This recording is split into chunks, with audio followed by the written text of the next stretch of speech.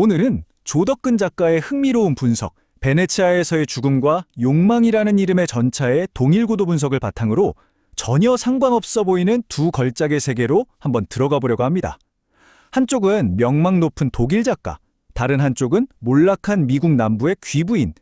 토마스 만과 테네스 윌리엄스가 그려낸 이 두 인물 사이에 과연 어떤 놀라운 비밀이 숨어 있을까요? 네, 정말 그렇죠. 한 명은 평생을 엄격한 자기관리 속에서 살아온 작가, 구스타프 폰 아셴바흐, 그리고 다른 한 명은 과거에 화려했던 환상에 갇혀 사는 블랑시 듀부아. 사는 곳도 시대도 성격도 뭐 하나 같은 게 없어 보이는 이 두 사람. 그런데 말이죠. 이 둘 사이에 아주 소름 돋는 연결고리가 있습니다. 대체 뭘까요? 정답은 바로 이겁니다. 이 두 이야기는요, 완전히 똑같은 구조, 똑같은 파멸의 설계도를 따라간다는 거죠. 마치 하나의 설계도로 지었는데 외관만 전혀 다르게 꾸민 두 개의 건물 같다고 할까요? 오늘 우리가 파헤쳐볼 핵심이 바로 이 동일한 비극적 설계도입니다. 자, 그럼 그 설계도의 첫 번째 부분부터 한번 뜯어보죠. 모든 비극은 하나의 여정에서 시작되잖아요. 이 두 주인공 역시 자신의 답답한 일상을 벗어나서 어떤 운명적인 여행을 떠나게 됩니다. 근데 이 여정이 놀라울 정도로 똑같은 세 단계를 거칩니다. 첫째, 더 이상 견딜 수 없는 현실에서 도망치고요. 둘째, 아주 상징적인 의미를 가진 묘지라는 공간을 지나가게 돼요. 그리고 마지막으로 피할 수 없는 최종 목적지에 도착하는 거죠. 이 3단계 구조가 두 작품을 관통하는 뼈대라고 보시면 됩니다. 두 여정을 한번 나란히 놓고 볼까요? 아셴바흐는 뮌헨의 한 묘지 앞에서 충동적으로 여행을 결심하고 결국 죽음의 전염병이 도는 베네치아로 향하죠. 블랑시는요, 욕망이라는 이름의 전차를 타고 묘지라는 전차로 갈아탄 다음에 엘리시안 필즈, 즉 낙원에 도착합니다. 출발지는 달라도 둘 다 묘지라는 죽음의 상징을 거쳐서 파멸로 향하고 있다는 점, 이거 정말 소름 돋는 평행 이론 아닌가요? 자, 이제 설계도의 두 번째 부분입니다.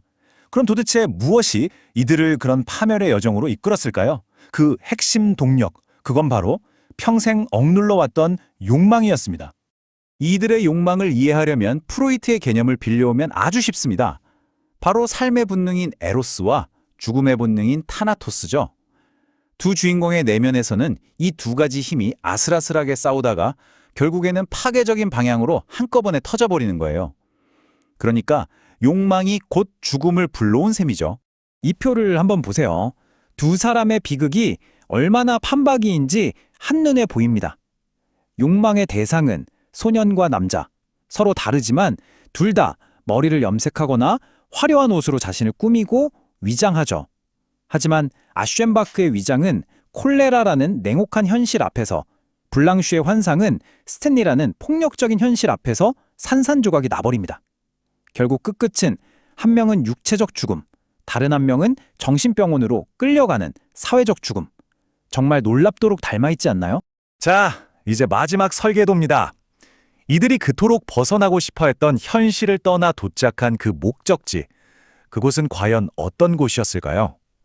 정말 아이러니하게도 그곳은 낙원의 탈을 쓴 지옥이었습니다. 이게 바로 비극의 활용점정이죠. 아셴바크가 도착한 베네치아, 겉으로는 지상 낙원처럼 아름답지만 그 안에는 치명적인 전염병과 죽음이 들끓고 있었어요. 블랑쉬가 도착한 엘리시안 필즈는 이름은 낙원이지만 실제로는 그녀의 마지막 남은 환상마저 부숴버리면 야만적인 현실의 공간이었고요. 결국 둘 다 구원을 찾아 떠났지만 도착한 곳은 자신의 파멸이 완성되는 무대였던 겁니다. 이제 지금까지 살펴본 모든 조각들을 하나로 맞춰서 결론을 내려볼 시간입니다. 이 두 이야기가 우리에게 공통적으로 보여주는 비극의 공식은 과연 무엇일까요? 핵심은 바로 이겁니다. 평생 억눌러왔던 욕망이 한번 터져나오는 순간 그 끝은 이미 죽음으로 정해져 있다는 것. 이건 사실 고대 그리스 비극에서부터 내려오는 아주 고전적인 공식인데요. 두 작품은 이 공식을 현대적으로 완벽하게 재현해낸 거죠. 이 블랑시의 대사는 단순히 길을 물어보는 말이 아닙니다. 이건 그녀와 자신의 운명에 대한 예언이자 우리가 지금까지 이야기한 이 비극적 여정 전체를 한 문장으로 압축한 거예요.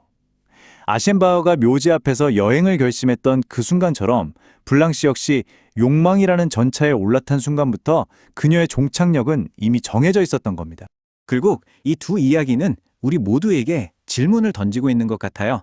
우리도 저마다 욕망이라는 이름의 전차를 타고 어디론가 끊임없이 달려가고 있잖아요. 그렇다면 여러분의 욕망이 향하는 그 최종 목적지는 과연 어디일까요? 한 번쯤은 꼭 생각해 볼 문제 아닐까요?